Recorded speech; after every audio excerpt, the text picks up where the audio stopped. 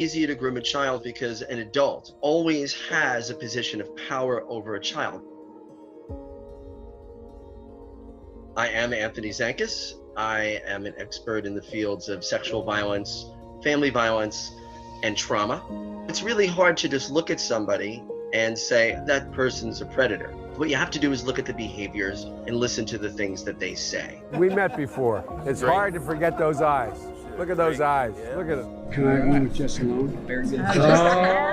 Very clear warning signs are adults who ignore children's boundaries when it comes to touching, kissing, holding, or tickling. They will engage in those behaviors with the child and continue them despite the fact that a child squirms away or pulls away or voices any sort of discomfort verbally or non-verbally. Most adults take those cues and realize, oh, they don't want to be hugged or tickled right now, and that's fine. Sex offenders and predators just plow right through it. Another is sexualizing a child by talking about dating or their bodies in a way that would not be appropriate for their age. How old are you, 17? Oh, 6. You're turning 11. You're beautiful. Just remember, no dates till you're 30. No dates till you're 30 years old. In my field, we often say that child sex predators don't just groom children, they groom families and communities.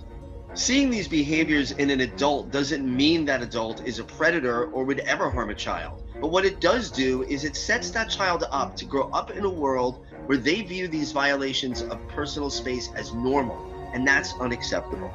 Everyone, regardless of their gender expression or age, deserves to walk through this world with their physical boundaries intact and not living in fear that they'll be violated. Offenders have depended on not only the silence of their victims, but our silence. If we allow children the permission to say no or speak up for them when they can't, we're going to go a long way in preventing so much harm.